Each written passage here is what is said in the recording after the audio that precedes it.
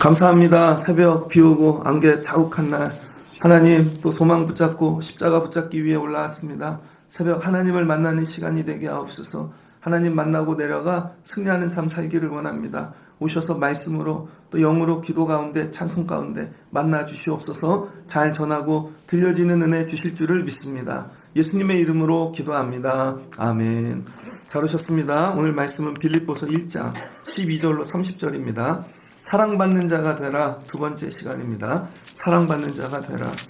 새벽 일어났더니 안개가 많이 꼈더라고요. 청라에 끼는 건 스모그죠. 나쁜 공기가 가득한 것 같아요. 보이는 거 하나 없고 매일매일 새벽에 일기 날씨가 다릅니다. 우리 삶도 그렇죠. 매일 다르죠. 근데 올라와 예수 붙잡고 기도하고 말씀 듣고 나가면 사라질 줄을 믿습니다. 이게 보이지 않는 삶 가운데 올라오셨다. 말씀으로 빛을 발견하시고 길을 보시고 가는 새벽 되시길 주의 이름으로 축복합니다. 빌립보서 말씀을 정하고 어려워요. 바울을 이해하고 말씀을 전한다는 게 되게 어렵습니다. 그래서 기도를 많이 하면 하나님이 전해야 될 것들을 보여주세요. 다 이해하는 게 아니라 전해야 될 것들을 보여주시는 거죠. 받으면 돼요. 딱 필요한 것만. 여러분도 오늘 주시는 말씀 가운데 여러분 필요한 걸 받아가시길 주의 이름으로 축복합니다. 이 빌립보서는 바울이 63년, 65년 그 정도 썼습니다. 그러니까 이 데살로니가 전서가 제일 먼저 기록했는데 52년이죠. 한 10년 정도 차이가 납니다. 그리고 67년에 순교했거든요. 그러니까 옥중서신인데 얼마 남지 않았습니다. 그러니까 바울이 이제 인생의 끝에서 쓴 거죠. 그래서 학적이긴 하나 굉장히 감정적이고 자기 여러 것들이 다 믹스되어져 있습니다. 그래서 고수들이 쓴 단어들 있잖아요. 그냥 삶 가운데 막 섞여져 있는 거. 그래서 이거 통으로 읽어야 은혜가 되어집니다. 이게 기독교 역사 속에 들어가 있다는 것이죠. 헬라어로 역사란 히스토리카라 그래요. 히스토리카. 역사를 히스토리카. 이 역사 히스토리카 안에는 세 가지 뜻이 담겨져 있습니다. 첫 번째는 선택하다는 거예요. 그리고 판단하고 규정하다. 우리가 역사야 그럴 때 그냥 역사가 아니라 세상에 발생하는 많은 사건들 중에 선택을 하는 거죠. 이걸 우리의 역사로 잡을 거야. 그리고 그거를 판단하죠. 어떤 건지. 그리고 규정하죠. 이렇게 규정되어진 게 역사 속으로 들어오는 것입니다. 그래서 세상에 발생하는 역사 발생이 있는데 여러분 사건 발생보다 선행하는 게 역사 인식인 것입니다. 그래서 역사 인식이 있어야 여러분 세상에 발생하는 게 역사가 되어지는 거죠. 그래서 사람들이 각자 역사 인식이 있어요. 없는 무개념도 있지만 그래서 진보와 보수가 왜 나눠지나. 진보는 우리는 이런 인식을 갖고 이걸 역사로 치겠다는 거예요. 그런데 보수는 필요 없어. 우린 이걸 역사로 치겠다는 거죠. 그러니 각자 같은 사건을 바라봐도 붙잡는 게 달라지는 것이죠. 여러분 우리 믿음 생활도 이와 같습니다. 사건이 먼저가 아니라 인식이 먼저라는 거예요. 그래서 아이들에게 역사 인식을 집어넣어줘야 되는 것입니다. 성경을 바라보고 세상을 바라보고 하는 인식이 없는데 이걸 어떻게 받아들이겠어요. 그래서 이 역사란 그냥 사건이 발생하는 게 아니라 역사 인식이 먼저이고 역사 인식을 갖고 역사 발생을 여러분 선택, 규정 이렇게 해야 되는 것이죠. 판단하고. 여러분 근데 세상에 많은 이 사건들이 있잖아요. 그 중에서 어떤 게 의미 있고 무의미한가. 근데 제일 먼저 이 역사 인식을 갖기 위해서는요. 내가 역사 속에 들어가 있다는 걸 알아야 되는 거예요. 여러분이 그냥 사는 게 아니라 우리 교회는 초대교회사가 있죠. 교회가 생기고 그 다음에 교부시대. 예수님 있고 제자, 부름받은 사람들, 그 다음에 보냄받은 사도들, 아파스텔, 그 다음에 교부들이 나오죠. 1세기까지. 그 다음에 536년쯤 니케아 종교회의 300년, 313년, 그 다음에 칼케톤 회의까지를 교부시대라 그러죠. 그 딱 지나고 나면 중세시대가 교황의 시대가 되죠. 그럼 16세기, 그 다음 프로테스탄트 나오고, 그럼 지금까지 쭉 이게 우리 역사가 있다는 거예요. 그래서 한국교회사. 제가 목회하는데 어떤 교회사 역사 속에 내가 들어가 있는가. 이걸 나를 보는 거죠. 이걸 뭐라 그래요? 메타인지라 그럽니다. 아이들이 가져야 될 사고방식, 머리 두뇌 중 하나는 메타인지예요. 메타인지가 뭐냐? 거대 담론 역사 속에 어떤 거 안에 나의 위치를 보는 거죠. 쉽게 얘기하면 메타인지 전문가가 얘기하더라고요. 거울을 보는 거래요. 거울. 여러분 동물들 앞에 거울을 두면은요, 개는 거울을 볼 줄 모릅니다. 그래서 자기하고 똑같은 걸 봤는데 내가 아니고 다른 개인 줄 알고 짖죠. 유리를 깨고 그러다가 막. 원숭이도 마찬가지입니다. 다른 거울을 볼 줄 아는 거. 거울을 볼 줄 아는 동물 두뇌. 코끼리부터래요. 코끼리부터 거울을 인식한대요. 그래서 거울을 보면 아 이게 나구나.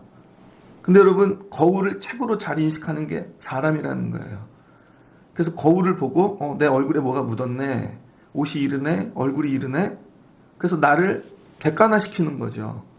삶을 사는데 거울이 없는 사람들이 있습니다. 바울이 고린도전서 13장에 얘기하잖아요. 사랑장에서 심의한데 거울에 비춰보는 것 같다는 것이죠. 그러니까 믿음 생활은 뭐냐면요. 거울에 나를 비춰보는 것입니다. 그런데 그 거울이 뭐냐? 거울이. 여러분 사람들마다 각자 거울이 있다는 거예요. 조폭이라고 생각해 보십시오. 그럼 거울이 위대한 계보, 위대한 조폭이겠죠. 그 사람을 거울 삼아 나를 비춰보니 내가 더 악해져야 돼. 저 사람은 문신이 전신에 있는데 나는 여기밖에 없네. 그럼 그 거울을 보고 온몸에 문신을 만들죠. 어떤 사람은 돈이 거울입니다. 그럼 돈 있는 사람만 바라보고 난 돈이 없네. 그 거울 삼아 돈만 벌려고 그러는 거죠. 근데 어떤 사람은 외모만 거울이에요. 맨날 뜯어 고치는 게 일인 거죠. 성도의 거울이란 뭐냐? 성도, 말씀이라는 거죠. 예수 그리스도. 여기에 나를 날마다 비춰보고 나를 객관화시키는 거죠. 나는 말씀으로 살고 있는가?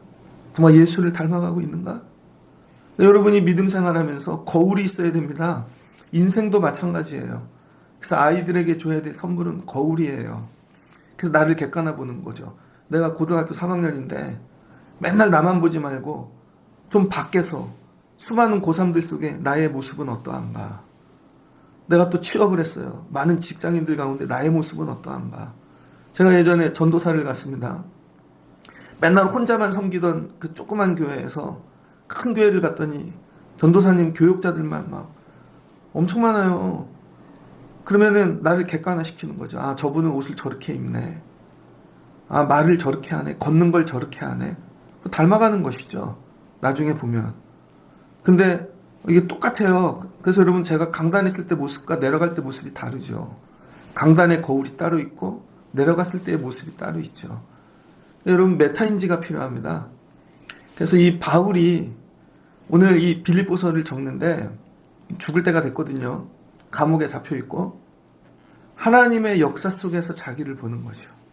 하나님의 역사 속에서 나 감옥에 있어. 나 이제 죽어. 이게 아니라 하나님의 수많은 역사 속에서 아, 나의 자리는 어디인가? 그럼 나는 어떻게 해야 되는가? 죽을 것 같은데 나를 객관화시켜서 보는 거죠. 밖에서. 그럼 감옥에 갇혀 있지만 나는 어떻게 해야 되는가? 근데 나만 보는 게 아니라 성도들도 나를 보고 있는 거죠. 내가 복음을 전한. 근데 믿음이 약한 자, 이제 시작한 자, 고난 중에 있는 자, 이런 자들이 나를 보고 있다면 나는 지금 어떻게 해야 되는가? 그래서 오늘 바울은 자기 삶을 자기의 것으로 사는 게 아니라 역사 속에서 내가 어떤 자리매김을 해야 되는가 바라보는 거예요. 그래서 오늘 바울이 이렇게 얘기합니다. 자기가 오늘 매임을 당했대요. 형제들아, 내가 당한 일이 복음 전파에 진전이 되는 줄 너희가 알기를 원하노라. 그러니까 이 성도들은요, 고난당한데 눈도 안 보이는데 바울이 빌립보 썼을 때 자기가 쓴 거 아닙니다. 에바브로 디도가 대필한 거죠. 거의 눈이 하도 안 보여서 백내장이 왔든지 녹내장이 왔든지 다른 사람들이 대필합니다. 불러주면. 그래서 누가 대필했느냐에 따라 문체가 조금씩 다르죠. 병이 들었습니다. 쓰다가 간질로 쓰러집니다. 그런데 사람들이 야, 어떻게 바울이 자기를 객관화 역사 속에서 보는 거죠. 하나님의 복음 전파가 될 거야, 이거. 복음 전파되는 일에 나를 넣으신 거야. 그럴 때 여러분 그 고난 어려움을 이길 수 있죠. 그러니까 애들이 공부 잘하는 이유, 고3 죽을 것 같아. 절대 안 죽어요. 그런데 내년도 대학 가는 일에 이건 과정이야. 과정이죠. 그렇게 이해하면. 그럼 쓱 지나갑니다. 근데 평생 인생이 이건 다인 줄 알아. 힘들어 죽을 것 같아. 나중에 살다 보면 고3이 제일 행복하다니까요. 공부하던 세월이. 예전에 군 생활을 하는데 죽을 것 같은데 다 제대하는 분들 있고 장교들도 그래요. 군 생활이 제일 행복했대요. 집에 갔더니 아버지가 군대가 제일 좋을게요. 죽을 것 같은데 제대해보니 군대가 제일 좋아요 진짜. 뭐예요? 나는 여기밖에 못 보는데 그분들은 멀리서 보는 거죠. 그러니까 여러분도 믿음 생활을 멀리서 봐야 됩니다. 하나님이 나를 왜 이렇게 매이게 하셨나, 고난을 주셨나, 병들게 하셨나, 이유가 있다는 거죠. 복음 전파. 복음 전파의 진전이 되게 하시려고 나를 매이게 하시고 나에게 고난을 주시고 어려움을 주셨다는 것이죠. 이렇게 보는 눈이 열릴 때 여러분 삶의 문제들을 이길 수가 있는 것입니다. 그런데 맨날 거기에 매여갖고 나 안 돼 죽어. 14절 보니 형제 중 다수가 나의 매임으로 말미암아 주 안에서 신뢰함으로 겁없이 하나님의 말씀을 더욱 담대히 전하게 되었느니라. 그러니까 이거 복음 전파를 위한 일이야. 그랬더니 못 보던 사람들도 보게 되어지는 거죠. 그랬더니 그 다른 사람들도 더 바울을 신뢰하고 야 저렇게 매워서도 복음을 전하는구나. 병들어도 우리도 그렇게 해야지. 다른 사람 믿음들이 세워지는 거죠. 그래서 다른 사람들도 복음 전파를 하게 되어지는 것입니다. 바울이 복음을 전하다 보니까 많은 걸 깨닫게 되어지죠. 여러분 제가 요즘은 책을 좀 읽고 있습니다. 저도 이렇게 니드가 있는 거죠. 어떨 때는 운동을 해야 되는 육체의 니드도 있지만 병도 나야 되고 정신적으로 학적으로 야 좀 공부를 해야 되지 않아? 그럼 책을 많이 읽으면요 책 얘기만 나옵니다. 근데 또 책을 안 읽어요. 다른 거래. 그럼 그 얘기만 나오는 거죠. 결국은 내 안에 있는 게 밖으로 나오는 거잖아요. 근데 바울이 나중에 깨달은 것입니다. 자기가 예전에 선교 목회해보니까 투기로 할 때도 있다는 거예요. 투기. 시기심이 나서 분쟁으로 전쟁도 막 싸움도 나는 거죠. 바나바하고 죽기로 싸웠잖아요. 아마 욕하고 싸웠을 겁니다. 이 10원짜리야 그러면 죽기로. 그래도 복음이 전파되더라. 그러니까 여러분 복음은요 내가 생각하는 방식으로 되는 게 아니라는 거예요. 어떤 모양으로든지 되더라. 어떤 모양으로든지. 그럴 때 어떻게 돼요? 내가 하는 게 아니라 하나님이 하시는 것이다. 이 믿음이 생기는 거죠. 여러분 삶도 그렇습니다. 나중에 살다 보니까 깨닫죠. 그러니까 왜 나이 드신 분이 대학이 중요하지 않아? 그런 얘기를 하겠어요. 인생을 살다 보니까 목적지에 이를 때 다양한 방법이 있다는 거죠. 다양한 방법. 꼭 그 길만 있는 게 아니라. 그래서 대학을 가지 마라 그 얘기가 아닌 것입니다. 그게 안 되면 차선도 있다는 것이죠. 그게 안 되면 또 차선도 있고. 그러니 너무 포기하고 좌절하지 말라는 것이죠. 그러니까 하나님께서는 여러분을 위하여 다양하게 목적지에 이르는 길을 준비하고 계신다는 거예요. 그래서 바울이 오늘 이들은 내가 복음을 변증하기 위하여 세우심을 받은 줄을 알고 사랑을 하나. 그러니까 여러분 바울이 세워진 이유가 뭐예요? 변증이랍니다. 초대교회의 모든 신학은 변증신학입니다. 교부 시대, 교회 아버지들 이때 시대 신학은 다 변증신학이에요. 변증이 뭐예요? 말싸움하는 거죠. 저들이 물으면 대답해 주는 거. 여러분 유대인들이 믿는 그 유대교 이스라엘 땅을 넘어서 헬라 지역으로 복음이 들어갑니다. 그랬더니 여기는 유일신 사상인데 여기는 이데아 사상이 있어요. 이분법적 세계야. 물어요. 그럼 대답해 줘야죠. 어떤 사람이 물어요. 삼위일체 하나님은 뭐예요? 이해가 안 된대. 설명해 줘야죠. 부활이 뭐냐요? 설명해 줘야죠. 그러니까 초대교회는 다 설명해 주는 것입니다. 설명 못하면 지는 거예요. 그래서 여러분 믿음 생활은 내가 설명할 수 있을 만큼만 내 믿음인 것이죠. 다 물어보세요. 대답해 드릴게. 이게 변증신학이에요. 그래서 그 대답을 모아놓은 게 교리가 되어지는 거죠. 그러니까 물어보세요. 이미 누군가 물어봤다니까 정리해놨어. 그 책 좀 읽으라고. 네가 질문하는 것들이 다 정리되어 있다고. 신학교 가서 충격받은 거. 내가 궁금했던 거 누가 이미 다 질문했어요. 그리고 대답을 해놨어. 공부는 누가 잘하냐면 고민을 많이 한 사람. 근데 고민을 했더니 그게 책에 있네. 그러니 책이 달지요. 근데 고민을 안 했던 애가 책을 읽으면 나를 고민하게 만들죠. 이게 뭔 얘기야? 그러니까 나가 떨어지죠. 그러니까 군대 갔다 오고 나이 든 애들이 공부를 잘하는 이유는 고민을 많이 하고 가거든요. 어떻게 살까? 이건 왜 이러지? 세상이 왜 이러지? 이렇게 더럽지? 이런 거 문제가 여기 다 있어 여기에. 아 이러네. 그러니까 이 사람들은 공부가 아니라 그냥 학교 갔다 왔더니 점수가 그냥 나오는 거죠. 책을 읽어라 얘기가 이 얘기입니다. 그러니까 여러분 기독교는 변증 신학이에요. 초기에 하나님이 바울을 세우신 이유 가서 복음을 변증해. 복음을 네가 설명해줘. 근데 설명하려면 투기로 할 때도 있고 분쟁으로 할 때도 있고 착하게 할 때도 있고 가난해져야 될 때도 있고 높아질 때도 있고 그런 거죠. 그런데 이제는 매여야 된다는 거예요. 매여. 그러니까 하나님께서 나를 왜 이렇게 하셨나. 아 그래야 복음이 전파되는구나. 여러분 제가 예전에 꿈이 있었어요. 제 꿈은 공부를 많이 해서 교수가 되고 목회도 같이 하는 것입니다. 신학교를 들어갔더니 딱 두 길이 있더라고요. 학문의 길과 목회의 길. 둘 중 하나를 선택하면 나 이거 다 해야지. 근데 하나님이 목회를 시킬 때 그렇게 안 하시더라고요. 병들게 하시고 가난하게 하시고 신학교 딱 입학했더니 IMF 터지더라고요. 아버지가 교통사고 나시고 집이 망하고 그럼 신학교를 다녀야 되나?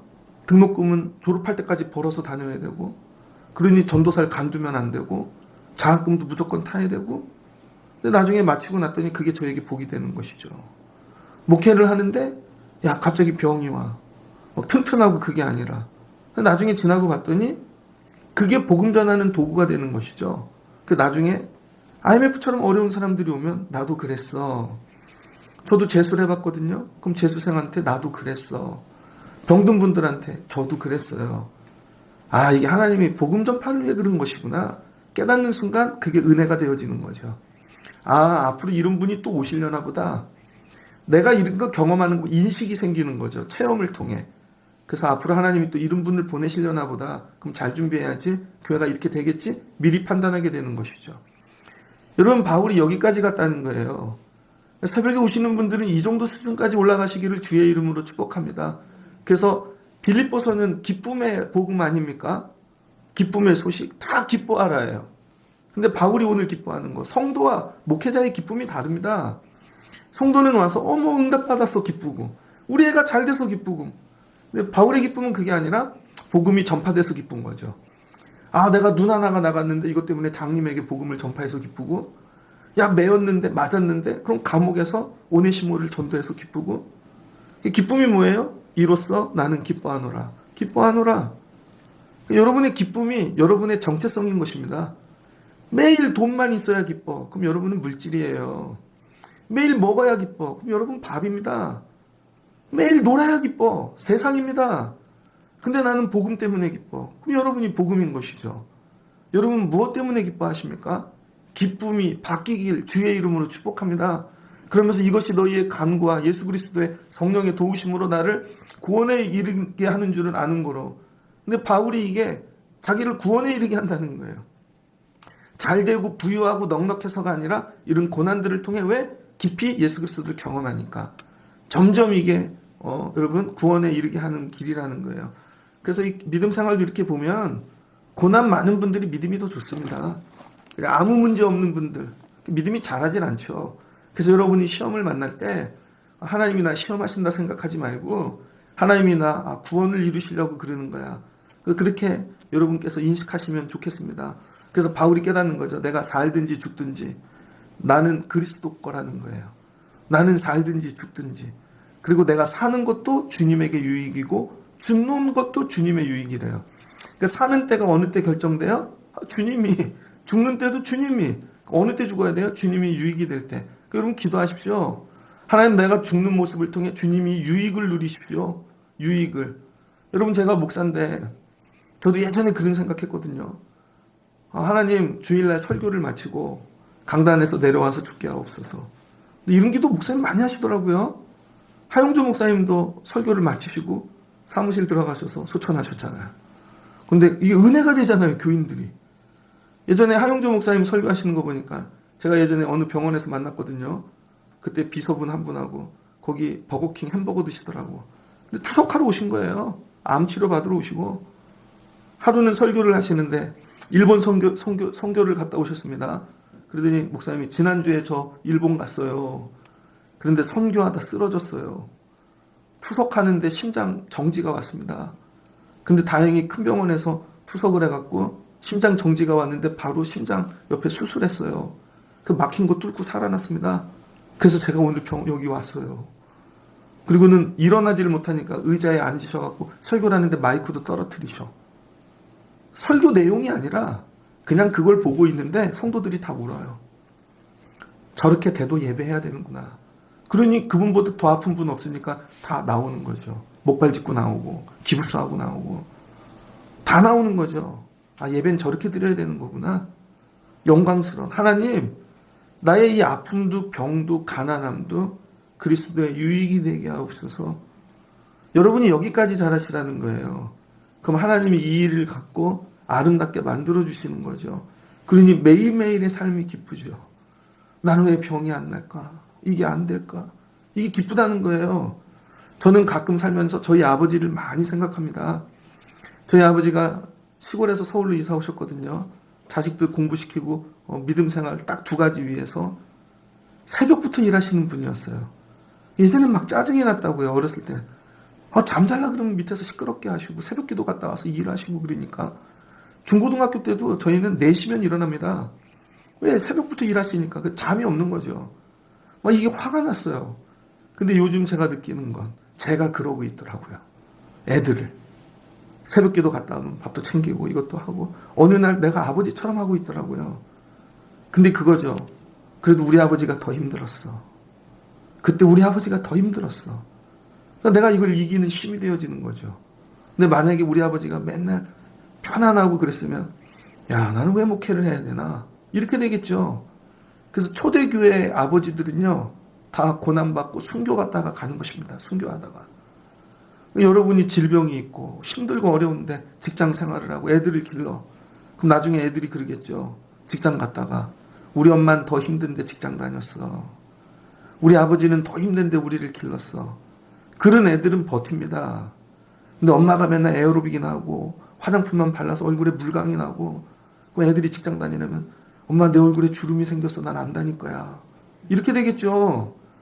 그러니까 하나님께서 초대교회 아버지 같은 자들을 세울 때 바울과 같은 자들을 세우셨다는 거예요. 그런데 바울이 고민이 있는 거죠. 22절에.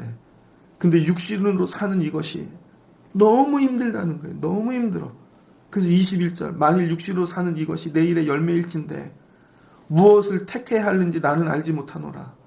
내가 그 둘 사이에 끼었으니 차라리 세상을 떠나서 그리스도와 함께 있는 것이 훨씬 좋은 일이지 아니겠느냐? 육신은 죽을 것 같아서 정말 나보고 선택하라면 나는 죽어서 천국 가고 싶다는 거예요. 빨리. 이게 진짜 바울의 고민인 거죠. 끼었어요. 우린 낀 사이예요. 하나님 죽을 것 같아요. 근데 하나님은 복음 전파를 하래요. 이 둘 사이에 끼어 있어요. 어느 걸 선택해야 되는가? 날마다 고민한다는 거예요. 날마다. 24절 내가 육으로 있는 것이 너희를 위하여 더 유익하리라. 그러나 아직은 내가 살아 있어야 너희들에게 유익이 되는 거죠. 더 버텨야 되는 것입니다. 그래서 부모님들 보면요. 저희 집도 그랬거든요. 저희는 애들을 되게 늦게 낳았어요. 원래 내 또래 결혼시킨 애도 있어요. 진짜로. 고등학교 졸업하고 시집간 교회 동기 있거든요. 그 딸은 걔가 또 애를 낳았어. 할아버지 뻘인 거죠. 근데 우리 애는 이제 초등학교 졸업했어요. 이거 언제 길르나?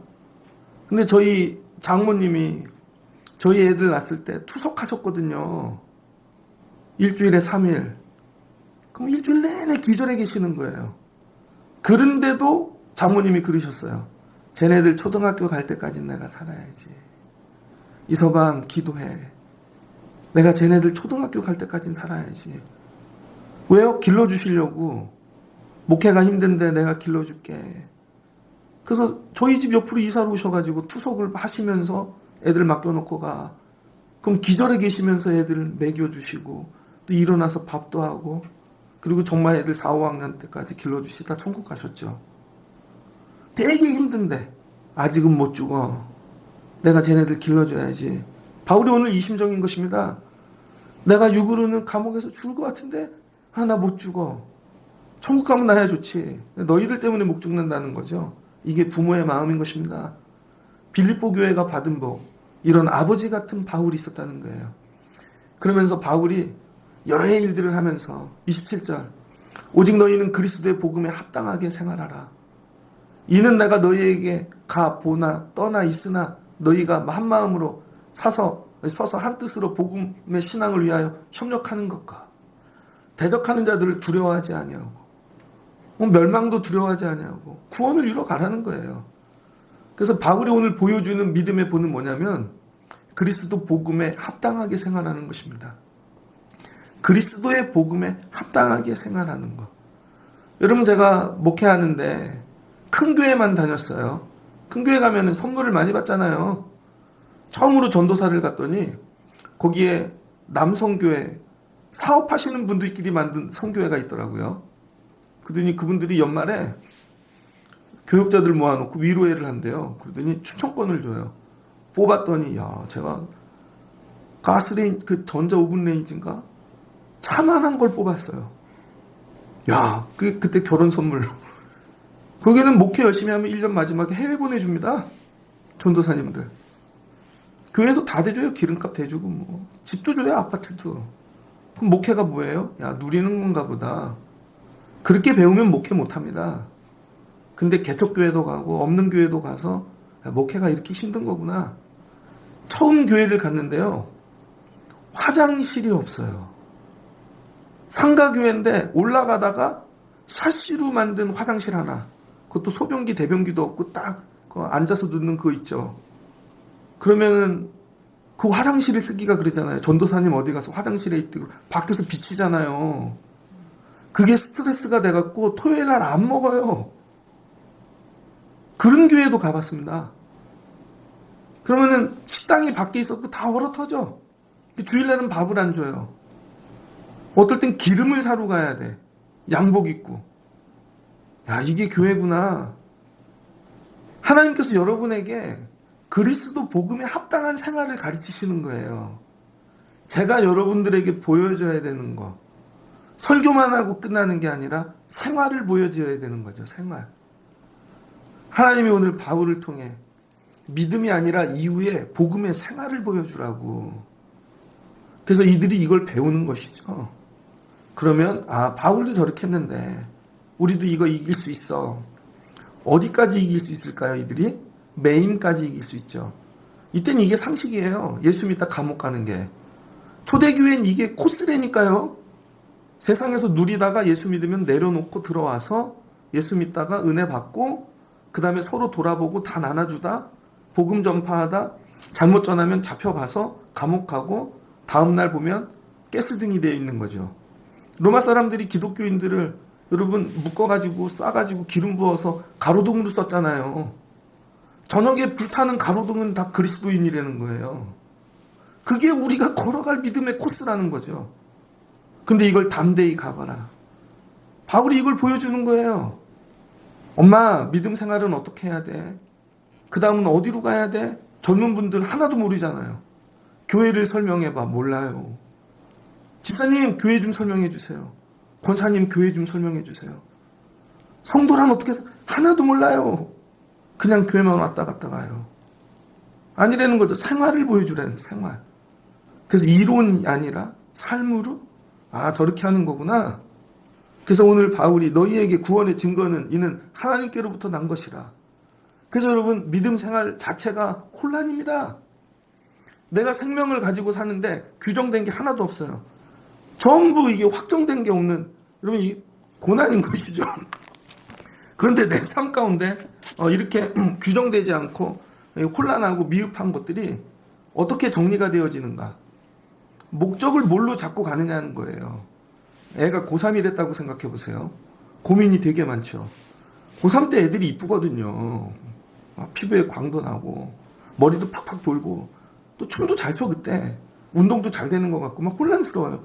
운동을 하면 내가 운동선수가 될 것도 같아. 또 이렇게 하면 뭐 이렇게 될 것 같고. 근데 여러분 목적을 딱 정하면 이게 정리됩니다. 그냥 고3인데 난 운동선수 할래. 그 순간 다른 거 다 내려놓죠. 아니야, 나는 대학 갈래. 목적이 내 혼돈을 정리해 주는 거예요. 목적이. 그래서 역사란 뭐냐? 어디에서 시작하여 어디로 갈 것인가? 이게 역사라는 거예요. 존재의 목적. 생명 영역 안에 있는 모든 것들이 내가 어디로부터 어디로 갈 것인가. 이게 정해지는 순간 삶에 여러분 안개가 없어진다는 거예요. 이 미스트가. 그래서 이 성도들은요. 어느 때 내 삶의 혼돈과 어려움, 이 안개가 없어지냐? 하나님 나라를 붙잡을 때 예수 그리스도 영원한 생명. 그럴 때 내 삶의 혼돈이 싹 사라집니다. 오늘 내가 이거 가야 되나 말아야 되나 해야 되나 말아야 되나. 아, 하나님 나라. 그래? 하나님 나라면 이거 내려놔야지. 그럼 삶이 정리되어지죠. 하나님 나라가 목적이 되면요. 다 정리됩니다. 어저께는 사업장 신방을 갔습니다. 사업장 신방을 갔는데 서울로 갔어요. 그러더니 하여튼 가족들도 오셔서 같이 신방을 했어요. 근데 엄마가 야 열심히 벌어라 그랬더니 그 사업장 신방을 받는 분이 이 기업은 하나님 겁니다. 하나님을 위해 하는 것입니다. 목적이 정확하잖아요. 그 나머지는 정리되는 거죠. 하나님을 위해 사업을 하는데 당연히 예배하고 당연히 하나님께 드리고 당연히 하나님께. 근데 내가 목적이 되어지면 내 건데 영수증도 속이고 받는 것도 속이고 이렇게 되어지겠죠. 그 역사란 뭐냐? 마지막은요. 인식과 그 다음에 이 발생하는 거를 뛰어넘어 목적이라는 거예요. 목적. 역사는 목적을 향해 달려간다는 거죠. 여러분의 목적이 하나님 나라 되라는 거예요. 말씀을 마치고자 합니다. 이걸 다 묶어서 결론으로 전합니다. 여러분 이게 초대교회사 속에 들어가 있는 말씀이죠. 빌립보. 초대교회 안에 많은 교회들이 있었습니다. 많은 믿음을 전하는 사람들이 있었고 교부들이 모여 정경화 가정이라는 걸 하죠. 100년도에 요한이 죽었습니다. 사도 요한. 딱 1세기가 끝날 때 예수님의 제자들이 다 죽었다고요. 68년, 69년 예루살렘 성전이 무너졌고 그 다음에 막 핍박의 시대가 옵니다. 도미시안 황제부터 막 다 죽어나가는 거예요. 마지막 사도들이 다 죽었을 때 성도들이 혼란에 빠진 것이죠. 믿음 생활을 어떻게 해야 되나? 이제 누가 우리에게 가르쳐주나? 여러분 예수를 본 자가 없잖아요 이제. 그래서 교부들이 선택한 게 뭐냐면 바른 정경을 만들자. 저들에게 세상에 들려지는 많은 것 있지만 이걸 읽으면 돼. 그래서 여러분 성경책을 그때 모으기 시작한 거예요. 세상에 우리가 예수님께 이런 말씀 들었어. 그걸 다 모은 거예요. 다 모아. 예수에 관해서 말한 것들을 다 모아서 분류를 하는 거죠. 이건 거짓말이야. 어떤 놈이 지어낸 거야. 그 외경 빼버려. 요거는 그냥 참고서적으로 읽으면 좋겠네. 외경. 그 캐톨릭에는 외경도 넣죠. 그 다음에 이거는 바른 말씀이네. 정경. 그래서 사복음서 넣고 그 다음에 다 넣는데 나중에 골라놓고 보니 의도하고 고른 건 아닌데 바울 서신밖에 안 남네요. 성경이 사복음서 빼고는 다 바울 서신이야. 어쩌다가 베드로 이거 하나 들어가 있고. 이 얘기는 뭐예요? 역사란 히스토리카는 뭐예요? 선택하고 판단하고 규정하는데 초대교회에 많은 믿음의 선진들이 있었다는 거예요. 선배들이. 근데 그들이 야 이거를 붙잡아서 우리 전통으로 만들어야지. 그러니까 전통은 뭐냐면요. 어떤 집단 단체에서 수많은 역사 가운데 우린 이거를 역사로 붙잡을 거야. 그리고 이어갈 거야. 자식들에게 물려줄 거야. 그게 전통이 되는 거죠. 그래서 우리 교회도 세월이 가면서 교회 전통이 생겨야 됩니다. 방학하면 그래도 일주일은 애들하고 와서 예배해야지. 이게 전통이죠. 창립주일엔 뭐를 해야지. 전통이죠. 어제도 신방을 갔더니 목사님 부활주일엔 저희들이 떡을 할게요. 이런 것도 전통이죠. 우리는 뭘로 전통을 만들 것이냐. 근데 초대교회 사람들은 수많은 말씀을 전하는 이 사람들 중에 우리는 책으로 가르치는 사람 말고 옷 잘 입고 다니면서 설교하는 사람 말고 감옥에 가고 매이고 복음을 위하여 생명을 내어놓고 이런 얘기들만 모을래. 이들이 선택한 것입니다. 이 빌립보서를. 그리고 우린 이거를 복음으로 붙잡겠다는 것이죠. 그리고 우리는 이거를 붙잡고 판단하고 규정해서 내 다음 믿음의 세대들에게 이 빌립보서를 물려주겠다는 거예요. 여러분 수많은 성도들이 보고 이게 복음이지. 그리고 바울과 빌립보서를 선택했다는 것이죠. 그럴 때 어떻게 돼요? 내 삶이 여러분 안개가 사라지고 분명해지는 거죠. 이게 믿음 생활이지. 어떻게 믿음 생활은 맨날 부자만 돼. 건물 짓고 빌딩 올리고 좋은 옷 입고 그건 복음이 아니야. 초대교인들이 선택한 거예요 이걸. 진짜 복음을 전하다 보면 매일 때도 있고 가난할 때도 있고 감옥에 갈 때도 있고 순교할 때도 있고 그리고 고민해. 살까 죽을까. 그런데 죽음조차도 하나님을 위하여 하나님 나라를 위하여 우리는 저 복음을 받아들일 거야. 선택되어진 것입니다. 결국 바울 빌립보서는 뭐예요? 미래 성도들에게 사랑받는 자가 되었다는 것이죠. 미래 가장 성도들이 사랑하는 예수님 제자들 다음에 바울인 것입니다. 우리는 저 사람을 사랑해. 저 사람처럼 예수 믿을 거야. 여러분 믿음이 이렇게 되시길 주의 이름으로 축복합니다. 여러분이 믿음 생활 열심히 했는데 나중에 자식들이 우리 엄마 아빠처럼 믿지 말아야지. 아니야, 난 우리 엄마 아빠처럼 믿을 거야. 난 우리 엄마 아빠를 선택했어. 아이들의 믿음 생활에 선택받는 부모가 되십시오. 여러분 제가 목회하는데 우리 성도들에게 선택돼야죠. 그러니까 여러분이 우리 교회 오신 거 아니겠습니까? 수많은 교회가 있는데 난 그래도 이용진 목사님하고 믿음 생활하는 게 좋아. 난 청라신령교회가 좋아. 이게 기쁨인 거죠. 이왕이면 여러분의 믿음 생활이 성도들에게 사랑받고 다음 세대에게 계속 이어가며 여러분 사랑받고 선택되어지길 주의 이름으로 축복합니다. 그래서 이걸 정경에다가 딱 넣어놓고 너희들도 이걸 이어가거라. 너희들도 이렇게 믿음을 이어가거라. 가르쳐 주시는 거예요. 그러니까 바울이 이걸 깨달은 거죠. 하나님의 역사 속에 하나님의 교회사 속에 나의 자리는 여기다. 내가 이거 잘 감당하면 그 다음에 교회 물줄기가 이렇게 바뀔 거야. 다 고난받고 생명을 내어놓고 섬기는 교회로 흐름이 그렇게 가는 것이죠. 근데 이게 선택되어지지 않고 부자가 됐대. 세상과 타협하고 잘 먹고 잘 살았대. 그럼 여러분 로마 캐톨릭 되는 것이죠. 그 물줄기를 바꿀 때 이 복음으로 돌아가는 것이죠. 백투더 베이직으로 다시. 오늘 주시는 말씀을 붙잡고 여러분의 삶, 나는 어느 역사 속에 들어가 있는가? 세상 역사 이런 게 아니라 복음의 역사 속에 내가 들어가 있는가?